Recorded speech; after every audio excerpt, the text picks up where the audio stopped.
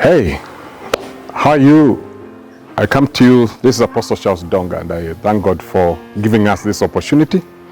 And I am coming to you from Nairobi. I'm the lead apostolic leader of Oasis of Urban and Grace Church. And having been in the ministry for some time now, I just wanted to have a thought. I just wanted to have a conversation, a short conversation, to discuss something that has been in my mind. I'm just trying to think about the difference between our time and this time, especially in things of ministry, life, family, the marketplace, how things have changed, how time have changed, and the change of time has actually also changed the trajectory of how people think about different things, different matters, and how to approach things. I was thinking about when we started, and especially in the ministry, the things that were there were actually just things to do, like all is about God, all is about my life with God and how I walk with God. Nothing much to consider, even the environment, the place where we met for the service of church and all that, or even the physicality of the person, or the how someone looks like and how you refine yourself into being marketable to the people who are looking at you. Many people did not even consider to think about where I came from, where I went to school, where I'm getting the things that I'm speaking about. But I was just trying to thinking about this and the other day, and I said, things have really changed. When you travel to the world, when you travel to the different places in different regions of the world, things are they have really changed. And so the way things have changed, also the mindset of the people, the new generation, things have changed. And I began to have the burden to pray to the young people, or even especially those who are called in the ministry, those who are actually being prepared to take the gospel, the ministry to the next level. And I was actually, because I have them in my own house, I have my children who are very inspired of the ministry, even as they're inspired of the corporate and their career work.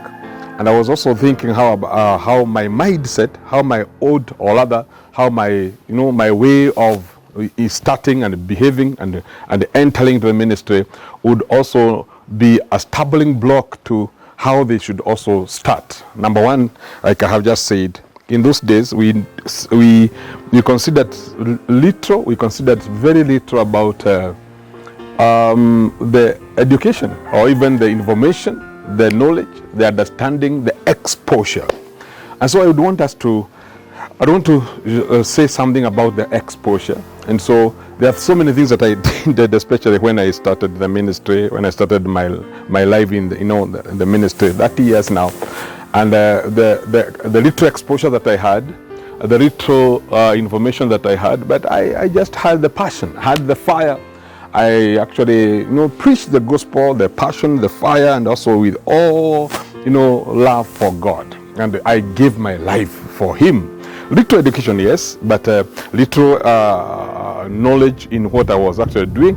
But as time went on, and I exposure, and I got into interacting with the people, I discovered the power of information. I discovered the power of understanding. I came to and discover what the knowledge would do to somebody who is in the calling. What the knowledge, and not when I talk about knowledge, I'm not just talking about education. I'm talking about the knowledge or preparation for somebody being prepared and getting the information into ministry and things of God, and how to deal with the people, how to deal with the church structures, how to deal with different mindset and philosophies, different way of thinking. I meet people who differently think from opposite from what I think, and they are also needed in the kingdom of God. And so this morning I would want us to emphasize for the few minutes that I have about the power of knowledge. The Bible says in the book of Hosea chapter 4 verse 6 that my people perish for lack of knowledge. My people perish for lack of knowledge. And that word perish there, That word perish there does not mean just destruction, just death, and just forgot. It talks about, being limited, not being able to break through, to penetrate into the dreams and the visions that one would actually want to achieve. And so every time when I think about the limitations that could have ever been there in the ministry for me, I always attributed them not to the demons or evil spirit, but also the limitation of the what I did not know. And so knowledge will bring you to a place of exposure. I have met people in the world, and I remember one time when the Lord wanted to actually seriously start speaking to me on how to prepare for the ministry to the nations. And he began to take me to places where I'm meeting people who think different. The places looks different. The arrangement of the ministry, the conferences, the stadiums, the stages, and all that, and even the media, like what we are doing today. I began to see how things are arranged differently, and they started changing my way of thinking. Changing my way of thinking, the way I was told that it doesn't matter this and that, doesn't matter here and there, doesn't matter that and there. But I started thinking there are certain things that really matters. There are certain things that really matter. Like now, when the way I look, the way I actually present myself, the way I pronounce myself, the way I appear in the church, the way I actually live my way of life. Because yesterday I was thinking about the greatest teaching, the greatest mode of teaching is observation. How people look at you, not even what you say, not what you tell the people, but also the bigger percentage of the people who look and follow you, they get taught, they get enlightened, and they're exposed into certain truth, not by listening to you, but also to observe the way you are living, your way of living, your way of how you deal with people, how you respond to issues, how actually to carry yourself in times of pressure, in times of hardship. And because you see, my friend, that you become your true you present the true you, or rather trial, challenges, and hardship present the true you. Sometimes you can camouflage through so many other things, but when you are going through hardship, when you are going through trials, and you are going through different temptations, these things actually give us the true you. Even for yourself, you know who you are when you are hard pressed by issues. When you're hard pressed by issues. And so how you deal with the trials, how you deal with the challenges of life, how you deal with the things that has been presented and put you on the spot, actually produce who you are. And so I was actually just thinking about that and said, for those who are starting the ministry now, for those who are starting families now, for those who are starting their careers now, for those who are in that stage of the starting, things might be different from the way things were in our time. And so it is good to understand not only the capacity, skills, and the ability that you carry, also it is good also to analyze and to understand your weakness, your limitations, so that you may deal and you address your weakness, and lest that when you are at the highest point of your manifestation, what you ignored when you are climbing becomes now the very thing to bring you down. Have I found certain things on my way that has played well for my downfall? Yes, this will be a discussion for the next time, and just sharing with you some of the things that I have met on my way that actually worked against my downfall, that worked against my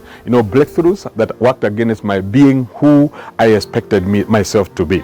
But even in that, as you continue growing, you discover that the failure is not the end of the road. When you fail in one thing, it is like actually getting into another chance to learn, another chance to educate yourself on how you can be better into that thing. Most of the time when we fail, or when we stumble into a certain place, most of us, we give up and we disqualify ourselves. But in my life, I have found times where I find myself light on my pitfalls. Things have worked against me, And so the strength into that is when you pick that and you say, I'll not blame anybody, I'll take responsibility, and then I'll run through this. And so I would want to encourage all of us here tonight, this day, that even when you are going through your highs and your lows and all that, there is aspect of also trying to analyze your weak points. You try to analyze your place of falling, the place of defeat, the place, what would be the cause? What would the enemy use to make you come down? And so when you know that, that's what I was sharing with us. That's when you know that, you try to see, well, is it a demon? Is it a personal weakness? Is it my own carnality, or it's actually a limitation of information, a limitation of knowledge, a limitation of exposure? When I began to minister to the nations, I came to actually realize most of the things that I was doing were not actually really ministry. They were actually based on my challenges of what I did not know, ignorance. But as I continued and I submitted myself into the place. I submitted myself into classes. When I meet somebody who knows more than I do, I submit myself to that person. When I actually meet somebody who actually has done more, I don't compete with that person. I actually become a student of that person. And so this was just I passed by these streets of social media through these channels, Facebook, and also YouTube channels, and also other Instagram and all that.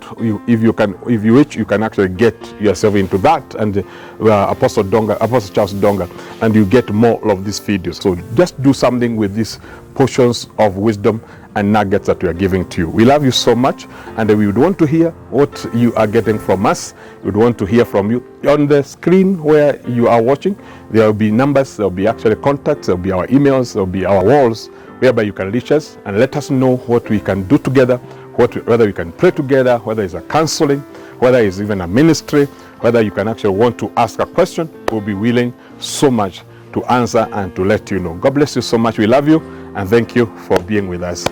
Thank you very much.